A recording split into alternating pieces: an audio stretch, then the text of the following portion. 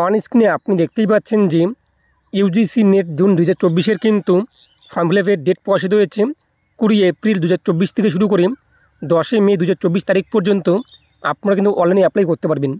আজকের ভিডিওতে আমরা দেখে নিচ্ছি যে ইউজিসি নেট জুন 2024-এর ফর্ম ফিল আপনি কীভাবে করবেন, কত টাকা আবেদন ফি রয়েছে, যারা জেনারেল রয়েছেন কিংবা আনরিজার্ভ তাদের কিন্তু 1150 টাকা অনলাইন পেমেন্ট করতে হবে, এবং যারা জেনারেল ইডাব্লিউএস অথবা ওবিসি এনসিএল তাদের কিন্তু 600 টাকা, এবং এসসি এসটি পিডাব্লিউডি ক্যান্ডিডেট যারা রয়েছে তাদের কিন্তু 325 টাকা, এবং থার্ড জেন্ডার যারা রয়েছে তাদের কিন্তু 325 টাকা কিন্তু অনলাইন পেমেন্ট করতে হবে।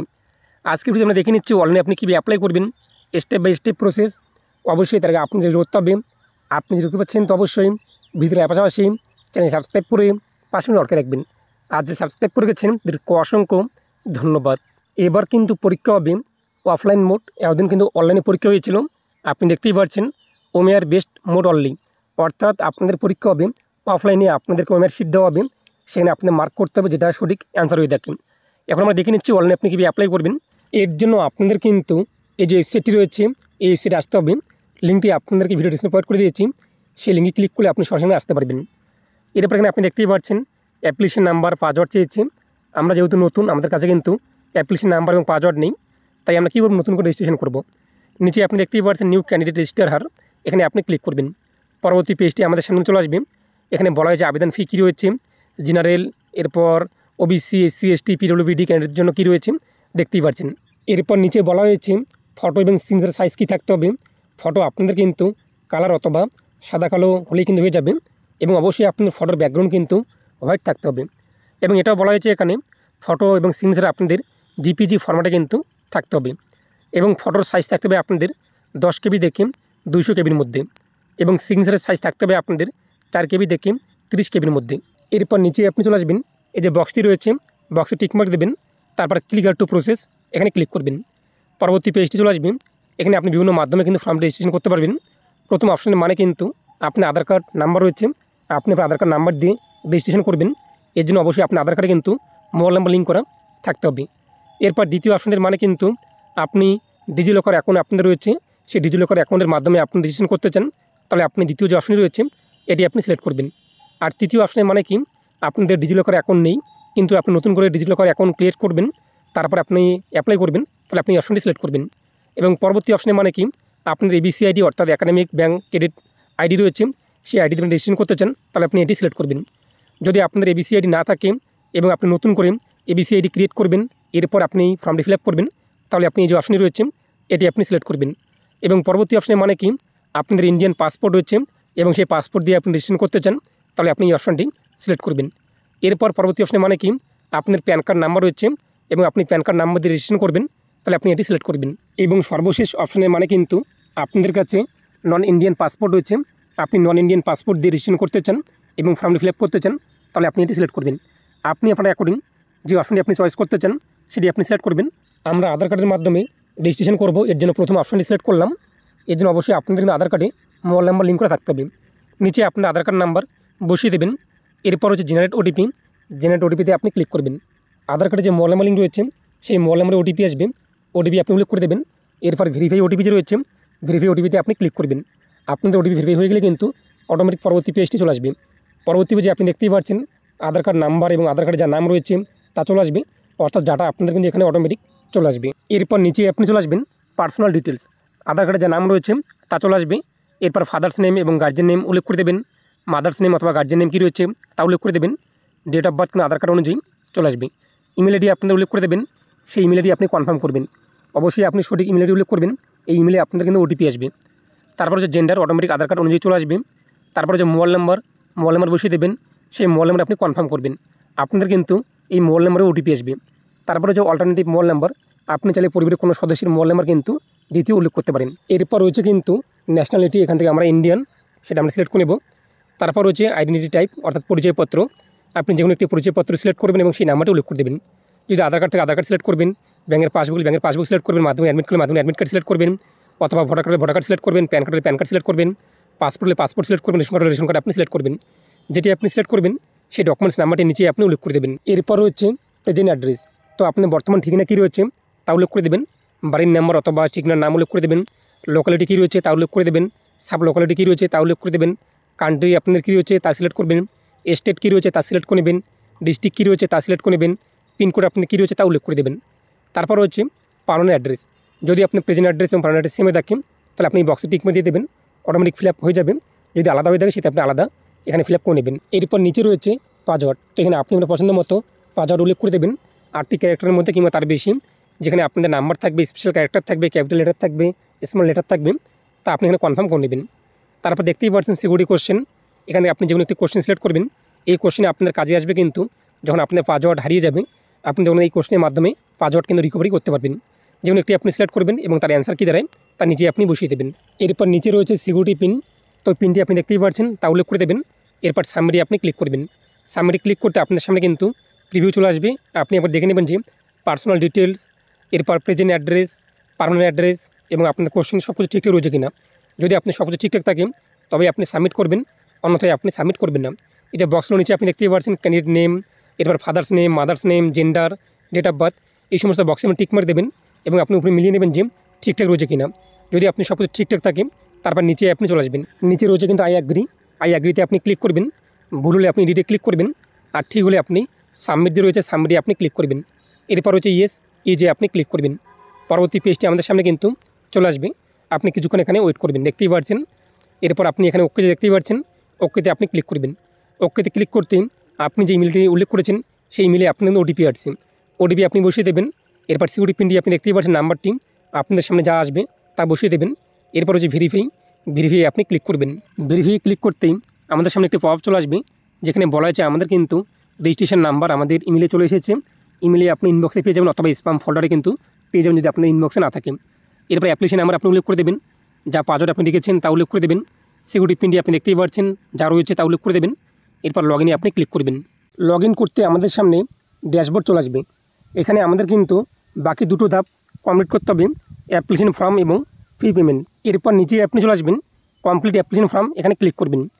পরবর্তী পেজে আপনি দেখতেই পাচ্ছেন প্রেজেন্ট অ্যাড্রেস, এখানে আপনাদের সমস্ত অ্যাড্রেস কিন্তু শুয়ে যাবে রেজিস্ট্রেশন করার সময় আপনি যা যা উল্লেখ করেছেন। এরপর নিচে আপনাদের পার্মানেন্ট অ্যাড্রেস কিন্তু শুয়ে যাবে। নিচে ক্যাপচারটা আপনি দেখতেই পাচ্ছেন যেরকম রয়েছে, যদি বুঝতে অসুবিধা হয় সেক্ষেত্রে আপনি কিন্তু রিপ্লেস বাটনে ক্লিক করে ক্যাপচারটি আপনি পরিবর্তন করতে পারবেন। তা উল্লেখ করার পর নিচে রয়েছে আই অ্যাগ্রি, এই বক্সে আপনি টিক মার্ক দেবেন। এরপর নিচে আপনি চলে আসবেন, নিচে রয়েছে কিন্তু সেভ অ্যান্ড নেক্সট, ডান দিকে নিচে আপনি দেখতেই পাচ্ছেন সেভ অ্যান্ড নেক্সটে আপনি ক্লিক করবেন। একটি অপশন চলে আসবে অফ সাকসেসফুলি, ওকেতে আপনি ক্লিক করবেন। এখানে আপনি আপনার নাম, ডেট অফ বার্থ, এরপর মাদার্স নেম এগুলো দেখতে পারবেন। এখানে আপনি আপনার ক্যাটাগরি সিলেক্ট করে নেবেন, আপনাদের ডোমিসাইল স্টেট কী রয়েছে তা সিলেক্ট করে নেবেন। আপনি ফিজিক্যালি হ্যান্ডিক্যাপ কিনা হলে আপনি ইয়েস করবেন, না হলে আপনি এখান থেকে নো যে রয়েছে নো আপনি করে দেবেন। আপনাদের ডায়াবেটিক্স রয়েছে কিনা হলে আপনি ইয়েস করবেন, নাহলে আপনি নো করে দেবেন। এরপর আপনাদের পারিবারিক ইনকাম কী রয়েছে, বার্ষিক ইনকাম, এখান থেকে আপনি সিলেক্ট করে নেবেন। 4 থেকে যেটির মধ্যে রয়েছে সেটি আপনি সিলেক্ট করবেন। তারপর এখানে আপনি দেখতেই পাচ্ছেন ক্যাপচার কোডটি যেরকম রয়েছে তা আপনি উল্লেখ করে দেবেন। যদি বুঝতে অসুবিধা সেটা আপনি রিপ্লেস বাটনে ক্লিক করে পরিবর্তন কিন্তু করতে পারবেন। এরপর নিচে রয়েছে আই অ্যাগ্রি, এই যে বক্সটি দেখতেই পাচ্ছেন এখানে আপনি ক্লিক করবেন। তারপর রয়েছে ডান দিকে নিচে সেভ অ্যান্ড নেক্সটে আপনি ক্লিক করবেন। সেভ অ্যান্ড নেক্সটে ক্লিক করতে পপআপ চলে আসবে পার্সোনাল ডাটা সেভ সাকসেসফুলি। এরপর বলা হয়েছে I want to apply UGC NET June 2024 on the basis of, আপনি কোন বেসিসে অ্যাপ্লাই করতে চান, 4 বছরের গ্র্যাজুয়েট প্রোগ্রাম দিয়ে নাকি আপনি মাস্টার ডিগ্রি দিয়ে, তো আপনি আপনার এখনই এখান থেকে সিলেক্ট করবেন। এরপর আপনি পাস নাকি অ্যাপিয়ারিং, এখান থেকে আপনি আপনার এখনই সিলেক্ট করবেন। আপনি কত সালে পাস করেছেন কিংবা অ্যাপিয়ারিং যদি হয়ে থাকেন তো কত সালে আপনি সেই কোর্সটি কমপ্লিট হবে তা উল্লেখ করে দেবেন। আপনাদের কোর্স কী রয়েছে এখান থেকে আপনি সিলেক্ট করে নেবেন আমাদের মাস্টার অফ আর্টস, তো আপনি আপনার এখন এখান থেকে সিলেক্ট করবেন। এরপর আপনার সাবজেক্ট সিলেক্ট করে নেবেন, কোন সাবজেক্ট হয়েছিল আপনাদের, আমাদের বাংলা আমরা সিলেক্ট করলাম। এরপর নিচে আপনি দেখতেই পাচ্ছেন এটা কিন্তু এখানে নট অ্যাপ্লিকেবল চলে আসবে। এরপর হচ্ছে কোয়ালিফাইং এক্সাম ফর্ম, আপনি কোথা থেকে এক্সাম কমপ্লিট করেছেন, আমরা ইন্ডিয়া থেকে কমপ্লিট করেছি, ইন্ডিয়া সিলেক্ট করলাম, স্টেট সিলেক্ট করে নেব। এরপর আপনাদের বিশ্ববিদ্যালয়ের নাম কী রয়েছে এখানে আপনি সার্চ করলে কিন্তু চলে আসবে।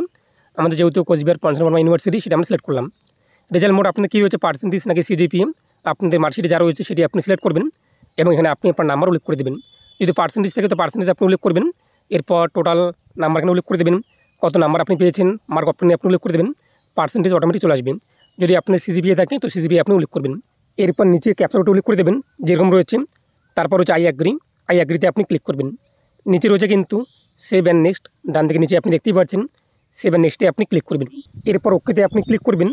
পরবর্তী পেজটি চলে আসবে পিএইচডি ডিটেলস, যদি আপনি পিএইচডিতে অ্যাডমিট নিয়ে থাকেন তো সেটা আপনি ইয়েস করবেন এবং আপনি পার্সিং নাকি অ্যাপিয়ারিং সেটি আপনি সিলেক্ট করবেন, আর নাহলে আপনি নো করে দেবেন।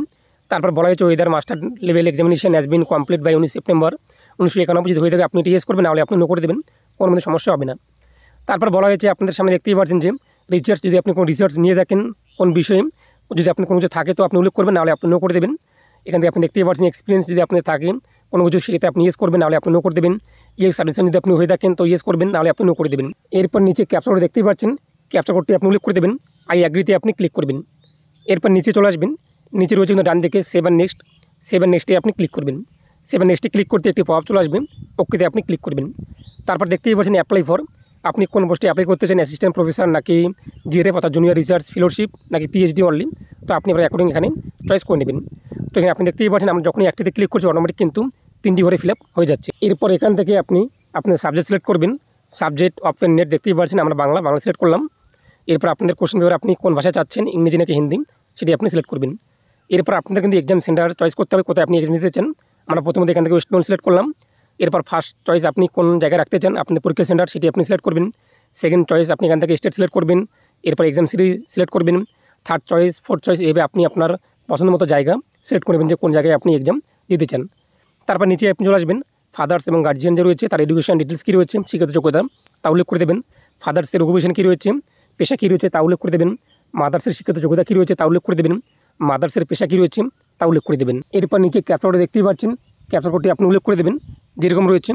তারপর হচ্ছে আই অ্যাগ্রিতে আপনি ক্লিক করবেন। নিচে চলে আসবেন 7 নেক্সটে আপনি ক্লিক করবেন। একটি পপ চলে আসবে, ওকেতে আপনি ক্লিক করবেন। এখানে আপনাদের ফটো এবং সিগনেচার আপলোড করতে হবে। ফটোর সাইজ আপনি দেখতেই পাচ্ছেন 10 KB থেকে 200 KBর মধ্যে জিপিজি অথবা জিপিজি ফরম্যাটে এখানে বলা হয়েছে, এবং আপনি সিগনেচার আপলোড করে দেবেন। আপনাদের ফটো কিন্তু ব্যাকগ্রাউন্ড হোয়াইট যে রয়েছে হোয়াইট কিন্তু থাকতে হবে, আগে আমি আপনাদের বলে দিয়েছিলাম। এবার ওকেতে আপনি ক্লিক করবেন। এইভাবে আপনাদের সিগনেচার যে রয়েছে 4 KB থেকে 30 KBর মধ্যে আপনার সিগনেচার এখানে আপলোড করে দেবেন জিপিজি ফরম্যাটে। এবার ওকেতে আপনি ক্লিক করবেন। আমাদের ফটো এবং সিগনেচার আপলোড কমপ্লিট। এরপর নিচে রয়েছে কিন্তু 7 নেক্সটে আপনি ক্লিক করবেন। 7 নেক্সটে ক্লিক করতেই ডকুমেন্ট আপডেট সাকসেসফুলি, ওকেতে আপনি ক্লিক করবেন। আপনাদের সামনে কিন্তু আপনার আবেদনের যে প্রিভিউ রয়েছে তা কিন্তু চলে আসবে। তার আগে আপনাদের please verify your mobile number, আপনার মোবাইল নাম্বার ভেরিফাই করতে হবে।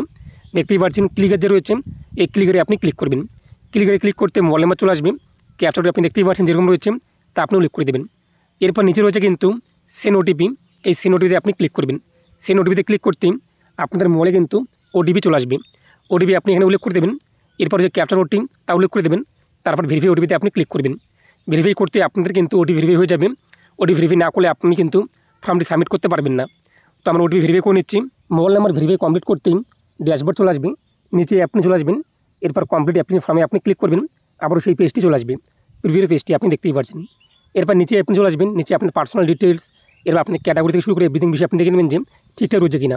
এরপর ফটো সিগনেচার দেখতেই পাচ্ছেন, সাবমিটে আপনি ক্লিক করবেন।